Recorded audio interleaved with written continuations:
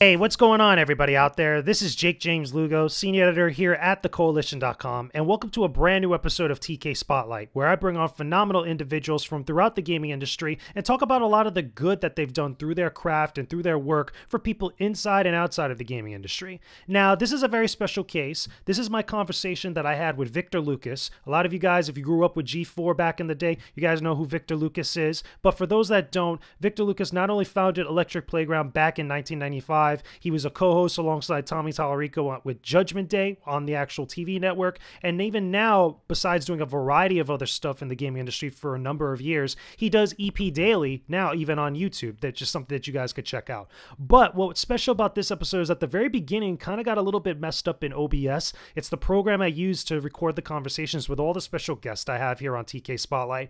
But the very beginning, the intro section, kind of got a little banged up for whatever reason. The audio kind of got screwed up. But the rest of the conversation is still intact, and it was an awesome convo that I had with Victor about a variety of different stuff, including his career, including the industry, stuff that was going on back then and even now. It's something that I feel like you guys are really going to enjoy. I enjoyed actually having it with Victor. It was something that was surreal for me because, again, someone that I followed throughout the years while growing and kind of like, starting up my career in this industry. But I hope you guys enjoyed this conversation. I hope you guys enjoyed this episode. Let me know what's up in the comment section below. And without further ado, here's my one-on-one chat with Victor Lucas.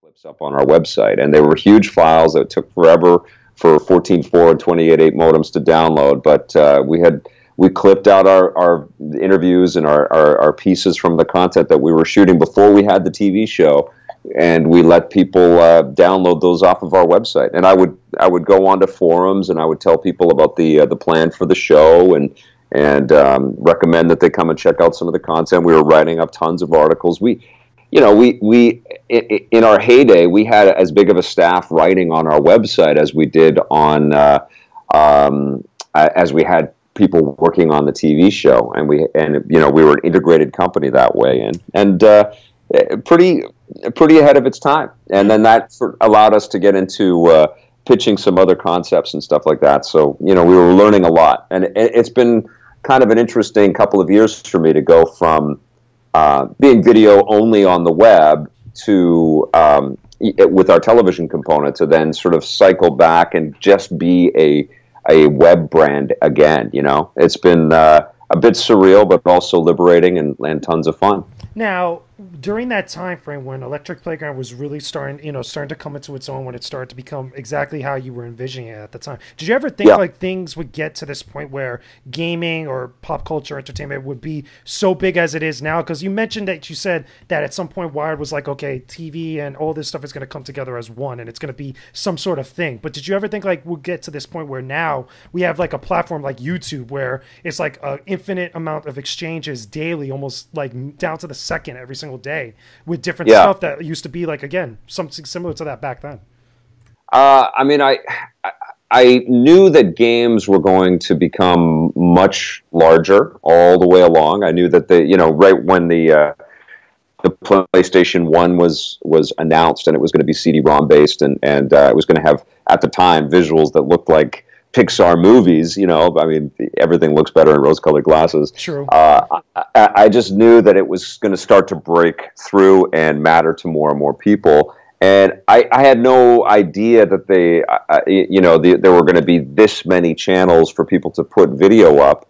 And it is huge. And it is huge when you look at the totality of the ways that video games can be distributed as well, like the app stores and the online stores and Steam and there's just it's endless. But I also feel that in that endlessness, there exists a bit of a vacuum for mainstream, because it's really hard to collect all of those individual tastes and say, well, this is what the general audience is kind of shooting for. And I feel like we say huge, but it's relative. I don't know so much that individual brands, like I don't know if Need for Speed is as huge as it was when it was firing on all cylinders, no pun intended, in the PlayStation 2 days. I just don't know. I don't have sales data in front of me, but it feels like Video games are being talked about in a million different channels and in a million different ways, but that audience is so fractured and split up in a bunch of, so it's like a million different smaller channels, and then there are the the breakouts and the ones that have had some really huge YouTube success and stuff like that. But I still feel like there aren't that many outlets and that many channels that are kind of cutting across demographics and bringing a whole audience together. It's exciting to see things like Star Trek Discovery, True. right? That becomes a show. Yeah, new show, but it becomes this lightning rod and this sort of this media juggernaut that gets people of all stripes coming towards it to watch it. And when you look at Marvel movies and Star Wars, exactly. Yeah, but it feels like, and you tell me what you think about all this, but it feels like everybody's got their thing, and we just have lots and lots of smaller, niche. They're not niche because they're larger than that, but the idea of like everybody watching MASH or everybody watching Entertainment Tonight, which was my show that inspired me to create Electric Playground, it feels like a lot of that stuff has just disappeared, There's no middle ground almost. Like, I think it's somebody else at one point, I can't remember who it was, said this, like, the middle's kind of gone at this point. It's just two extremes. And I even feel that a little bit, me being myself, doing YouTube or being early on, in my career in the industry. It's like you're either starting off or you're already there. There's no like, in between. There's no like gradation at some point. And the reason why I think that's important, and it's a good way to segue into the next topic or question, is that you have pretty much experience and a good overview and perspective on both sides of the equation. I mean, now, again, I mentioned before, we have YouTube as like a platform. That's where the majority of a lot of people get their start. And that's the majority, besides major websites or major places that do different types of content of which we get involved with. But you even had a perspective back then where it's like, again, you were on G4, you had the show Judgment Day, you even had Electric Playground at the time. That was like, again, it was a little bit much more, I guess I want to see the word structured. I don't know if that's the correct term to use for it, but it's not in the same way where it's as like, it's as different as it is now with places like YouTube, places like Twitch that allow things to be put out there a lot more easier and maybe not as kind of like packaged together so nicely and fine-tunedly as it was back then with some of the shows as they were going along over time. But I mean, what do you think about that? I mean, has things gone a little bit more easier, for that content to be kind of like put out there, or is it kind of like muddied the waters a little bit? No, I mean, it's easy to get the content out there. It's tough to get people to kind of notice you and pay attention. And I believe that YouTube has kind of created a style of programming that people have become familiar with, that sort of vlogger kind of one person doing it all, talking to the camera, which is exciting. You see people like Casey Neistat just, with rocket fuel behind them, sort of defining a category, which is really cool. But I feel like what has disappeared and what we really represented is a show that did cross a lot of boundaries. Like I think we kind of broke out of just this sort of niche cable, just a video game show. We went daily with the show, right, in 2008. And so we were making 300 episodes a year, and we covered a lot more than just video games. And as much as video games will always be and always have been the beating heart of Electric Playground, I think that the show became much more interesting to many more people when we used video games as our launching pad to also talk about cool, quote unquote, genre movies like the Marvel stuff and the Star Wars, like stuff that was kind of marginalized on shows like Access Hollywood and Entertainment Tonight. They always just sort of went like, this is a very popular thing with the geeky crowd. And they were like, I used to see these stupid segments that shows like that would put together where they would talk about Thor's workout regime, I remember that. I remember stuff like that. Yeah, not his the sophisticated kind of reimagination of these old Norse mythologies and the pop cultural impact of a character like that that got us to think about metaphysical and cosmic stuff, and all of the trippy stuff that Stan Lee and all of those creators did, and that's what we would do, right? Like, and that's what I loved to do. But of course, when you aspire to build content like that, it takes some budget and it takes some resource and it takes some support and time and people, and we had all of that for a very long time. And so I I still aspire to build more content like that, but it's a different time. I think people are very used to, especially from the marketing and advertising side and some of these media companies right now, they're very used to just being very targeted with individuals and Instagram stars and YouTube stars and Twitch, like individuals, and just going to them and saying, we have this brand and this message, and we want you to say this and do this. And our show was general interest from a thing that had been, our shows were general interest from a place that had been looked not down on, but a little bit sort of ignored, and just not really paid attention to. Since we have left the airwaves, we have not been replaced. And that has been really eye-opening for me. No, we didn't leave the airwaves because somebody said, "Oh, well, EP's done it." But look, we're going to invest 10 times as much money, and we're going to do it better, and we're going to own all that audience and that share.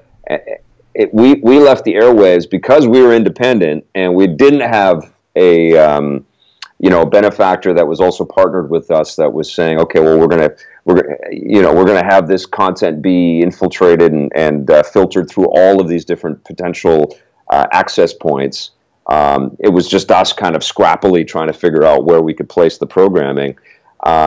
But we left, and nothing has filled that vacancy, and it's discouraging, but it's also, as it was when I started, also inspiring, because I feel like there still is a vacancy there. I think that a lot of the content that's generated around this particular medium, video games, is so targeted, and it's like everybody creates video and they're trying to out NeoGAF, and I saw that with some of the G4 programming, and I keep seeing it with a lot of the youth, and no offense, it's really difficult to kind of be authentic, and I love that people have their heart in the right place to kind of be as detailed and as intelligent.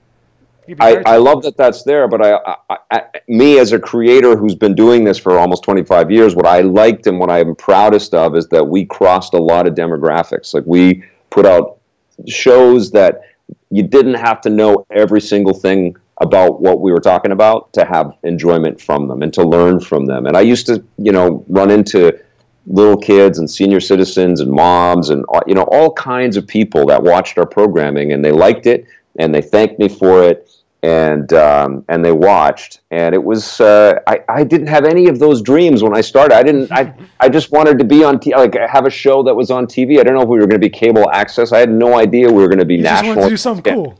Yeah, do something cool. I didn't know we'd be on cable, and then what happened in the last few years with our distribution in the States, we actually hit the biggest stations in the land, just as syndication was really getting hammered by a lot of advertising dollars moving towards the web, which didn't work out to our advantage, unfortunately, because we were getting excellent ratings.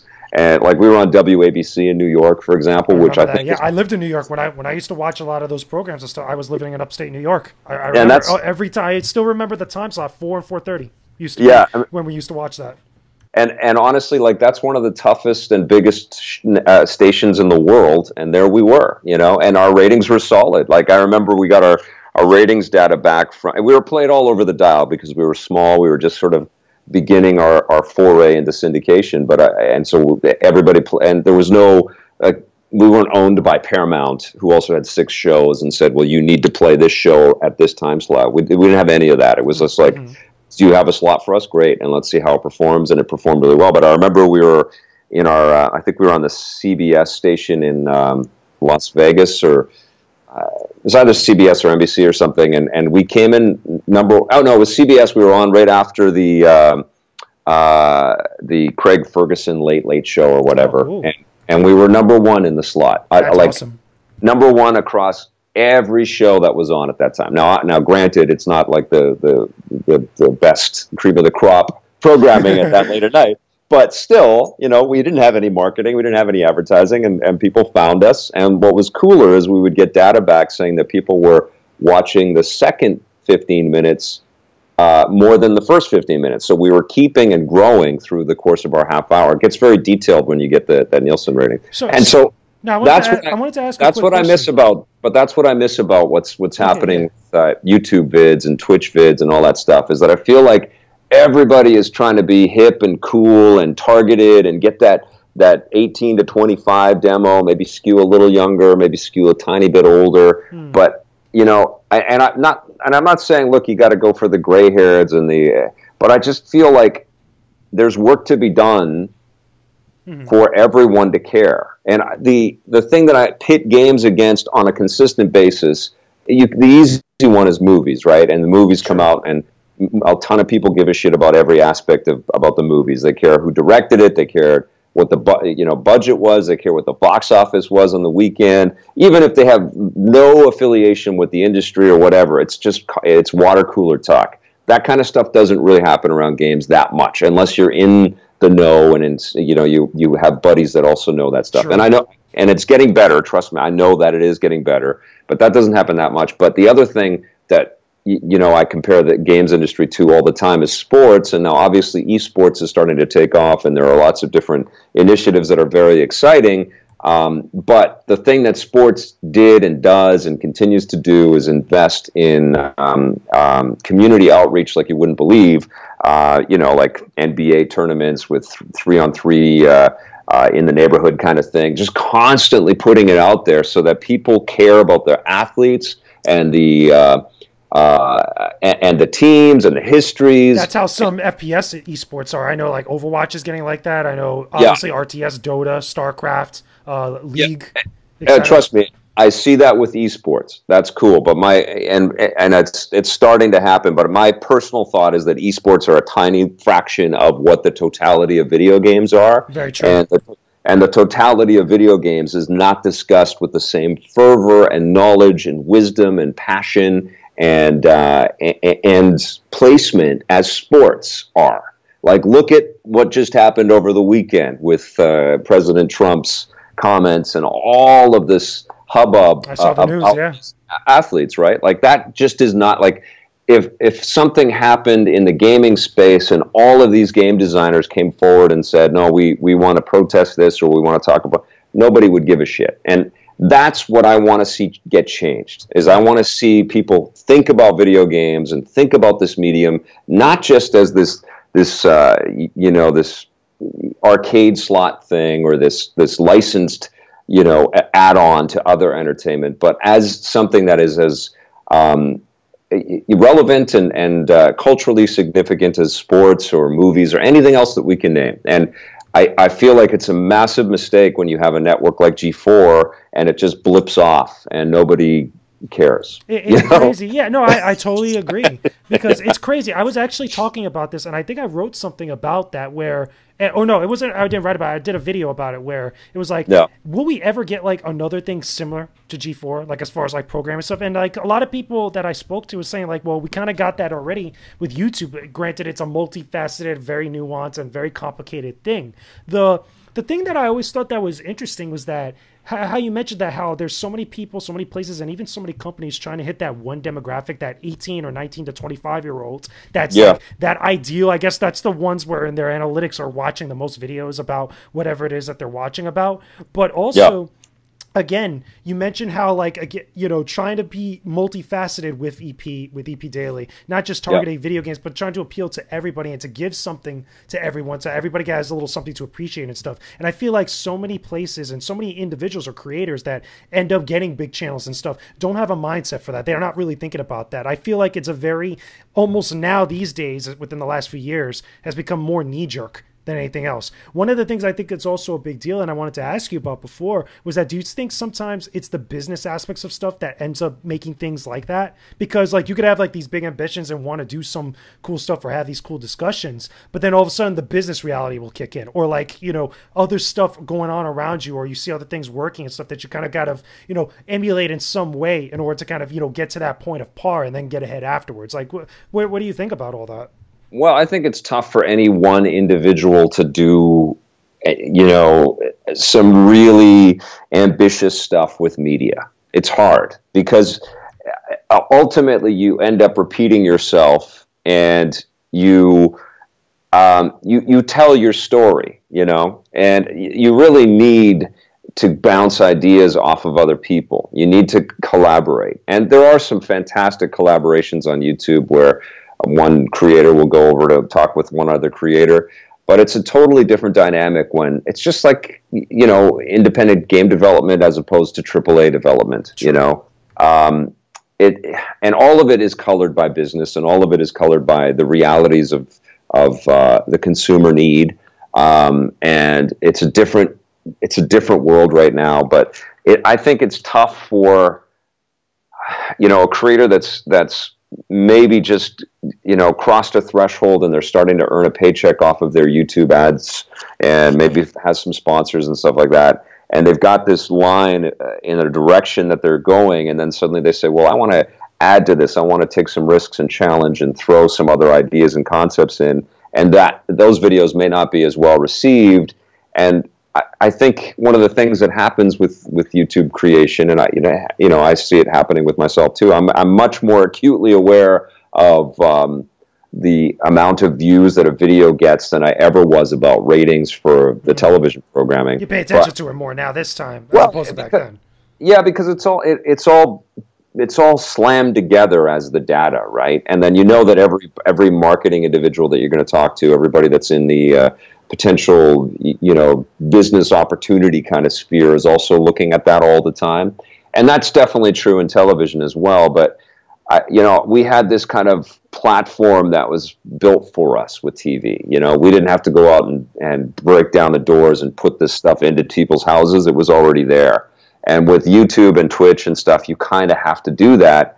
And I think it's tough to do that, A, alone, B, find your voice and build enough of an audience that you can actually make it a job, and then C, have enough energy and creative kind of horsepower behind you to say, well, I'm going to start risking and throwing in different types of content and also be knowledgeable about it. Now, the thing that I had in my favor is obviously all of this time and these seasons and experience and also a stubbornness. Like I love video games, but I love comic books and I love movies and I love robots and toys and I couldn't just do like retro games, you know. I couldn't just go back into my archive and say do more. I'm like, if I'm going to get up and start creating content, I need to like get something out of it that is just, for me, just really super fun, you know. And if I was just sort of answering the desires of individuals saying, look, we want this specific thing, we want you to just play Destiny every day, or I would go a bit nuts and I wouldn't get the enjoyment out of it that I have been having, because, you know, that's ultimately what I started all of this for. And when I came to that sort of crossroads of what am I going to do at the end of 2015, it was just throwing some stuff out and testing the waters, and then quickly kind of realizing that I can't do as much with the amount of resources that I have, but we can still do quite a bit, and I still need to keep it varied and keep it fun. And I need to utilize the strengths and the disciplines that I've acquired over the years. You know, that's why we, you know, kept with the movie reviews, and then ultimately ended up launching Film Fury with Johnny Millennium. I watch it on YouTube. I watch it all the time. Every time you guys put up a new episode. Yeah, it's super fun, you know, and it's a commitment, but it's really rewarding. Like, it's a really enjoyable way to communicate, and we talk about those movies from the vantage point of people that really love video games, and that's the way we did it on Electric Playground and Reviews on the Run, and you know, Film Fury is really just a distillation of what Reviews on the Run has always been, but it's something that I've gone into partnership with Johnny on, so we're you know, because there's no budget for me to pay him as a co-host, so this was the fair thing for both of us to do. But I would go nuts if it was just video games all the time and getting into the drama of it, and that's the other thing too that's always been. I want to ask you about that. I mean, not so much like the drama just in an essence of itself, but like me myself, one of my biggest trials that I go through now as someone that's still fairly new and kind of discovering himself with his career, it's, you know, it could be very taxing sometimes, both emotionally and professionally, when you're trying to, you know, interact with different people, obviously being someone that's maybe not known, or maybe quote unquote greenhorn for a lot of people and stuff. Did you feel like back then it was maybe a little bit more easier because you were dealing with more TV people or people that were much more in a different type of what is it, mindset or perspective, as opposed to maybe now with a lot of YouTubers, a lot of content creators. Like, perfect example, and it's funny too, because when we went to the Destiny event, I was literally having a conversation with one of the PR people there about embargoes, about, you know, not breaking embargo, about privilege, about trust and all that. And immediately, as soon as everybody got back from the Destiny event, something leaked out from the Destiny event, like literally the day after. Right. And right. it was just like, you know, different things that happen like that. And I feel like you hear about more stuff like that now these days with the advent of YouTube and the YouTuber and the content creator and the Twitch streamer and stuff happening now. And I never really got that in all the years that I followed the industry, you know, watching G4, watching all the different shows that were on there, or even just reading magazines. You never really heard about stuff like that. And again, outside looking in and stuff. But I mean, is there a lot of disparage between back then and now? Or like, has it gotten a little bit much more crazier now these days for you? Well, I think that there's the drive to get traffic no matter what, and you know, we're kind of all fighting for those eyeballs from the same, you know, from the same source. You know, we're kind of all looking for people on the internet to watch our video, and so a lot of people are using that as a catalyst to be shocking and to create clickbait and to have the best looking thumbnails. And I mean, it's just part of the business sort of structure for how you keep yourself afloat with this kind of YouTube generation right now. And so that kind of is a bit of a hostile, you know, every man for himself or every person for himself kind of platform right now. But the other side of it is that in the era of our weekly show, became a little less so when we were daily, because you know, we just had to really kind of look over everything really carefully because we were popping stuff out every day. Yeah. But in the era of our weekly show and those monthly magazines, there's a lot of time to edit, you know, and there's a lot of time to kind of not make those mistakes, not blunder in, not piss people off. And also when people did, and there are lots of stories from behind the scenes, and I'm not going to get into any of that stuff right now, but, you know, a lot of people did do some questionable things, but that didn't become public knowledge in the video game industry, like stuff happens now. And I think a big reason why it happens now is because everybody's got a camera, everybody's got social media, everybody's got a YouTube account, everybody's got to feed the monster every single day, and everybody's kind of fighting for their viewership with similar kinds of content, which is one of the frustrations of that solo enterprise. You know, that's saturation, you mean? Well, no, it's just that everybody, like, there's only so much that one human being talking to a camera is going to be able to say about the details in Destiny 2 or whatever. I'm just using Destiny 2 and be different from the next person, you know? And so I think that kind of makes people that don't have the patience or the maturity question whether they should just go for it to see if they can drive some traffic up and get some attention and break embargoes or piss somebody off or you know, call somebody out in a video. So yeah, it is a little hostile. And one of the things that I've noticed, like I've had an incredible group of people watch our content for a very long time and have been incredibly supportful all the way along. Whether it was, you know, our old forums on the LecPlay.com website, or even in bulletin boards, or as the EP's sites have kind of matured and grown over the years, our Facebook pages, right up into our YouTube and Twitch accounts. People are really damn cool, but I am shocked by people hiding behind screen names. They don't know what we have done, or they don't know me, and that I criticize you. Like, yeah, I'm glad. I hate that. I hate that so much. No, I'm glad that they're there. I'm glad that they're finding us. But some of the comments, obviously, like, this is relatively new for me. I'm saying something that's so patently obvious for people that have been making YouTube videos for a long time. But it's kind of new for me to see people just be unbelievably vile and rude in YouTube comments underneath videos that they just watch for fun, like they're just can't let it consume you. Yeah, I know you can't, and I don't honestly. It's more of an observation because I don't get enough of them that it really bothers me or makes it matter.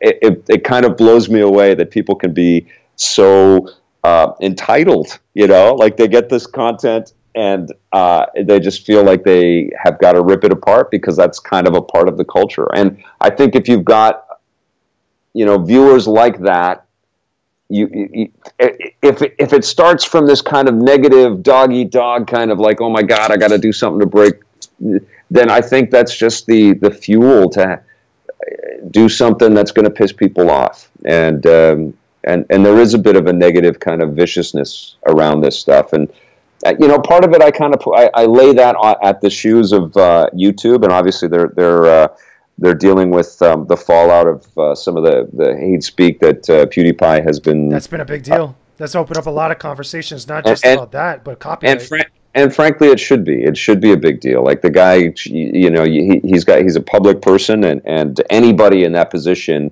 Look what happened to Michael Richards, from Seinfeld when he like. Who expects to just be forgotten or have that kind of sort of do that?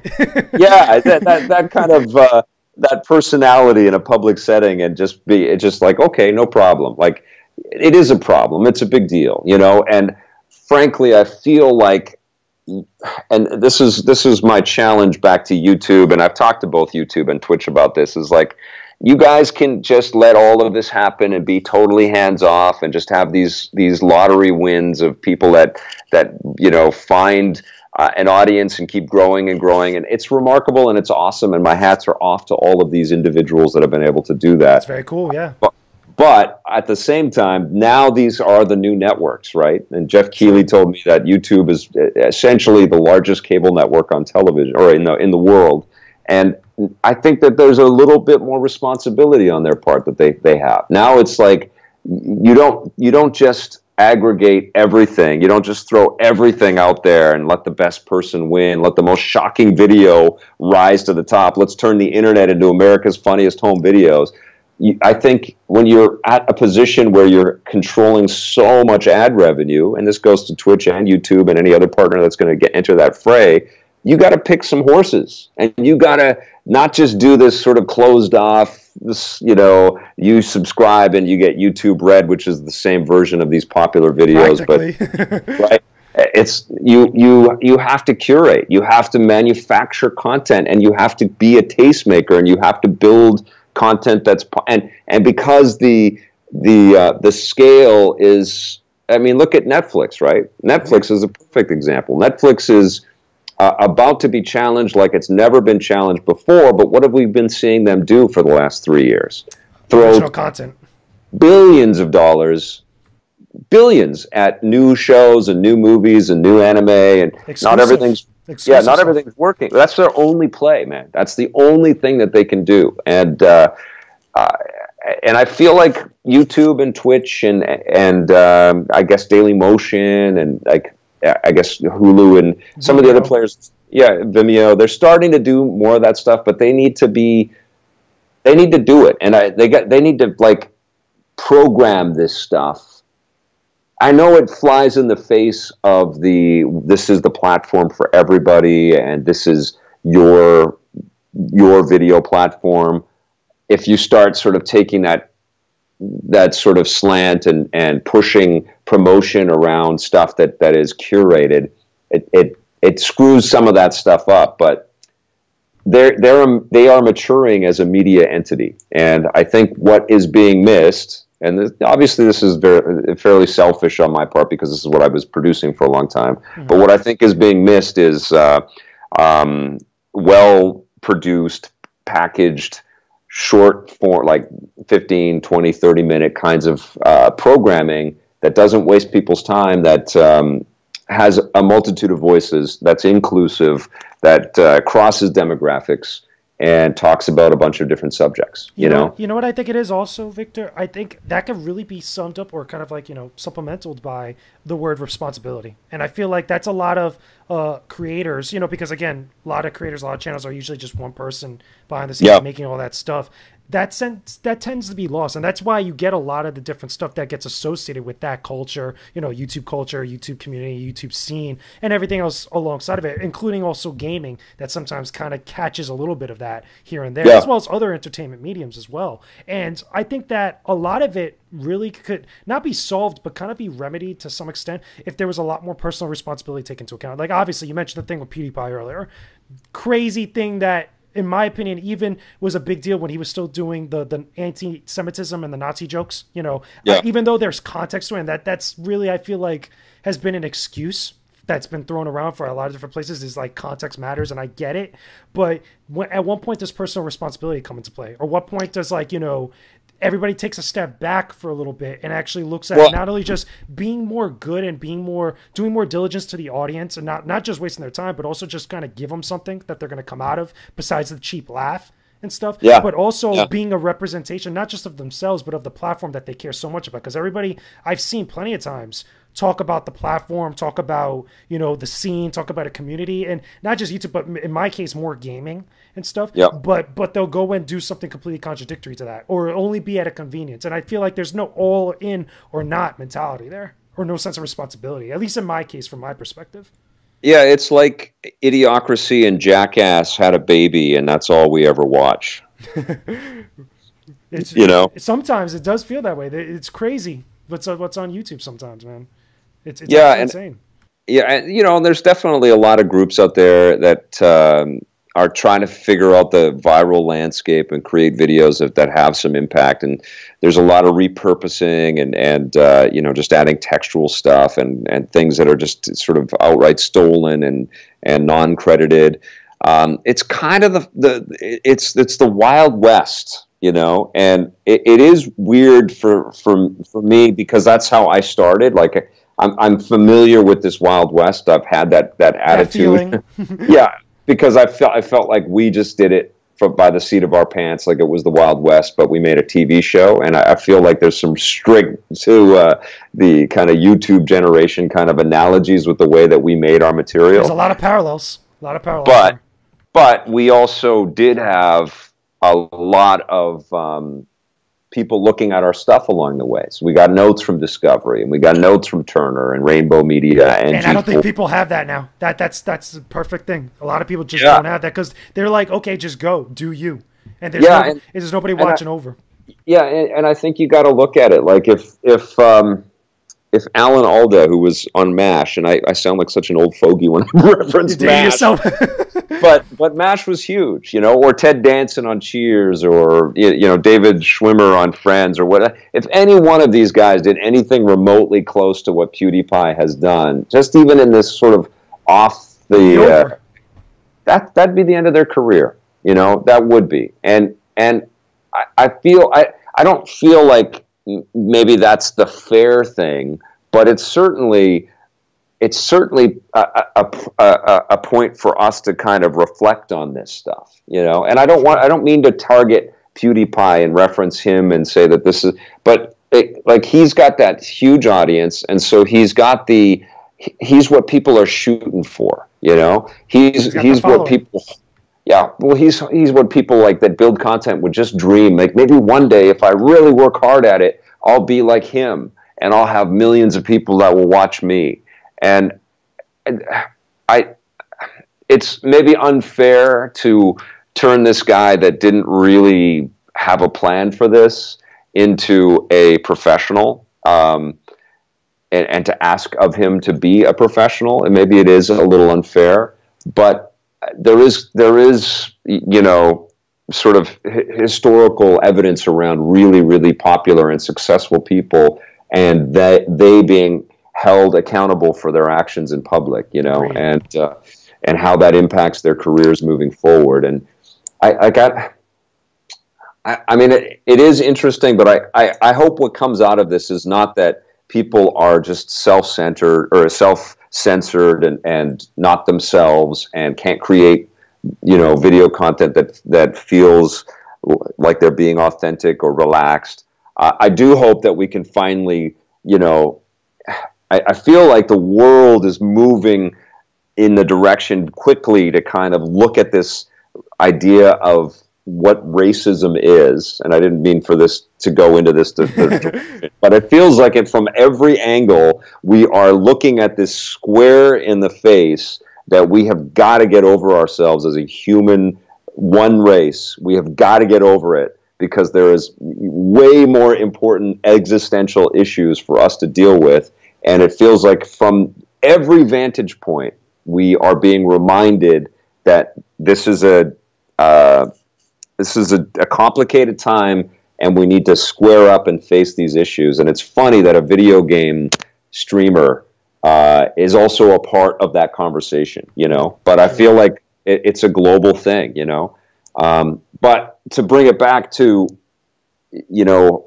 how I would hope it would change is that you see these massive media companies like YouTube and Facebook now too. They're enormous, and I do feel like they are taking some steps to kind of be a little more curated with the way that they build content, and I appreciate that because I feel like out of all of them, Facebook has I think the closest connection to like a traditional cable space. I feel like the audience of Facebook is kind of they are themselves they're not hiding behind avatars or. Oh, I see what you mean. I was going to ask, like, because I would, to me, looking at that, I would think like more YouTube would be that case. But then when you say like them being more themselves, there's less hiding behind an alias. Yeah, I mean, in video form, there's less of that. But I also feel like people also feel really compelled to perform, and it's tricky. I wonder, like, we reached an era where the music video became less of a pop culture thing. It became less popular for everybody to watch music videos, Sure. And I wonder if that's going to be the same. Like, I feel like what happened with reality TV, and I don't know if there's studies on this, but I feel like what happened with reality TV, it's probably slid off a cliff. There's probably a lot less of it being produced because so much of it is now online. Yeah, on YouTube and Vine. Vine, when it was still around, that was pretty much all it was. Yeah, and it feels like everybody looked at the Kardashian bullshit and all the other stuff and said, well, I can kind of emulate that in my own way. I got this. Yeah, and I'll just do my own Keeping Up With Me show, and I wonder if people will have enough of that, Because it's hard for me to be completely objective about this and to look at this from a different. I just know what I like to make is stuff that's with people, that's about creativity, that is not insulting to anybody. Like I totally agree with that. Actually, kind of trying to like give them something positive and of value in their day, and doesn't waste their time. Like I love the fact that we pack so much content into 23 minutes of television, and people would say, I want more. And I'd say, well, you come tune in tomorrow, there'll be more. But it wasn't like one of the things that's very prevalent on the internet, and this is going to be one of this conversation that you and I are having, is the idea of people rambling forever, and there's just, because there's no money for editors anymore, like everybody just hits record and let's just go and let's do it. And they go on and on and on and on, and I'm certainly guilty of that. Everybody that's on the internet is guilty of it. And what I loved was the brevity and the disciplines that we had, and also the disciplines of collaboration. Because we weren't huge, but we had a sizable team, especially compared to what we work with now, and it was really cool. And I know that this is the same thing with people that work on big Hollywood movies. And when I talk to the AAA developers, they all say the same thing. It's like it's a really big thrill to have a group of people kind of do whatever they can to work in to get the ship going in that same direction. Yeah, it's really fun, and then you watch it together, and you give each other high fives, usually as a text message, when you watch the finished thing, or you get some nice comments back. And I hope that for content creators that aspire to do that, like I hope for that, with people that are building their material right now. Maybe if there are young people that are just getting started making video content right now, maybe instead of saying, look, I'm going to be the next Casey Neistat, maybe you reach out to your friends that might be in your hood and you've got some common interests, and you work out some of the job descriptions and the efforts it will take to make videos together, and you build some stuff in collaboration. I feel like you will find that really gratifying. It may not end up being a job for everybody that's doing that, but I think that could be one way that you make your stuff unique. And trust me, I do find YouTube videos like that all the time, and I think it's really cool. Like I'll watch somebody reviewing an iPhone or something like that with 4 or 5 of their friends, and they've got all of these complicated shots, and you can tell that behind the camera they're having a celebration around what they're doing, you know, as opposed to one person going, oh my God, I just shot 1,000,000 hours. I got to cut this by myself. It's like the raw thoughts. Cause you mentioned like before, just like someone just putting on the camera and just rolling with it like that. It's the appeal of the raw thoughts, because at least for now that I find, you know, as opposed to back then, and even a couple years ago, a lot of people have become more infatuated or enamored with the idea of something just being quote unquote real, because there's less presentation behind it. There's less packaging. There's less any other like fluff or extra frosting on the cake. It's just the cake. You know what I mean? It's just like the pound cake, and it's bland, and it's just as basic as it's going to get. And that, for whatever reason, now more these days, and especially this generation, you know, under me and stuff, there's a lot more of a bigger appeal to that. And I get it, and I think it's cool to some extent, but I think now more than ever, it takes it to such an extreme. Well, what it does do is that it just creates this. It's like those pages of the Dark Knight Returns comic book where Frank Miller had all of those screens with 1,000,000 people just blabbering in a million different directions. That's kind of what media feels like now, right? Like you turn on CNN and you got 1,000,000 people yelling. Everybody's got an opinion about the same thing. Yeah, and there's just so many experts. Everybody's a pundit, you know, and I feel like because I had it, because I was, you know, fortunate enough, and it wasn't like it was always beatific and perfect, and there was no friction and no differences of opinion, and you know, but somehow my little goofy team that I was able to put together, we made a ton of television together, and it felt really good, you know. And every year we'd get like to the end of the year, and we'd be burnt out because we had just made 1,000,000 shows, and we were just like 25 seasons and looked at EP. That's a lot of seasons.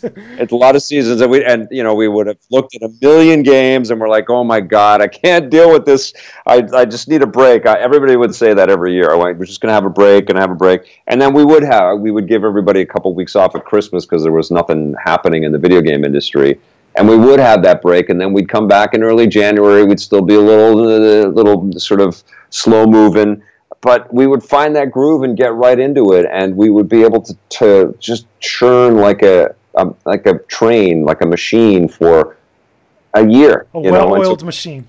Well, yeah, squeaky, and always without enough resource. I mean, we always would look at American crews, because we're from Canada. We would look at American crews at E3, and there'd be like 5 people to R2, you know, or 7 people to R2. There would be like a person with a clipboard doing what? I don't know. And two sound guys sometimes, and 2 cameras, and a lot of times I'd be shooting Jeff, and Jeff used to be on our show, and Jeff knew our deal was like, okay, go out with a cameraman and just go, you know. Yeah, right. But on other shows there would be a lot of people.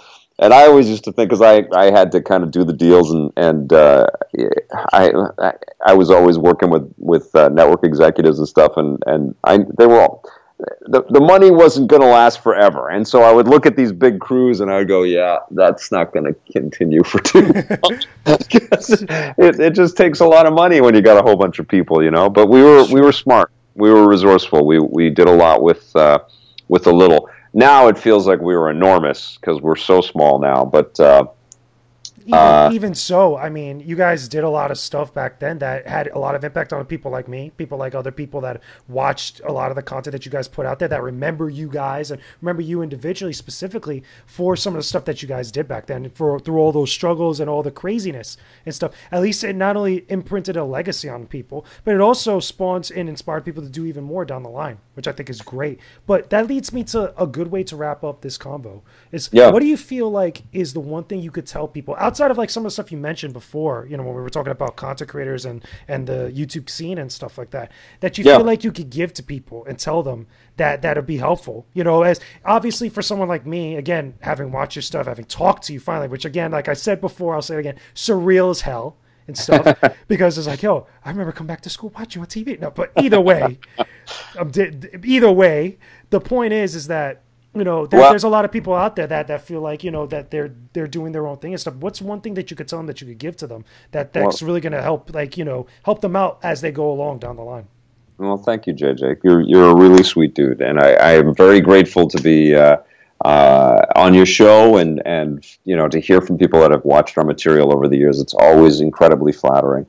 What I would say to anybody thinking about media right now, or thinking about you know, a role in their life where they're sort of sharing their point of view and their wisdom and their observations, is to take the time to learn all aspects of whatever production you want to get into, whether it's, you know, audio podcasts or television, or what I still think of television as, you got a screen, you're watching video, that's TV, you know, like TV, people keep saying it's dying. It's not dying. It's just evolving. It's just changing into, you can watch your TV on your phone, you know. You got Netflix with it too. Yeah. And networks are apps now. Like TV, the idea of television networks are apps, and it's fine.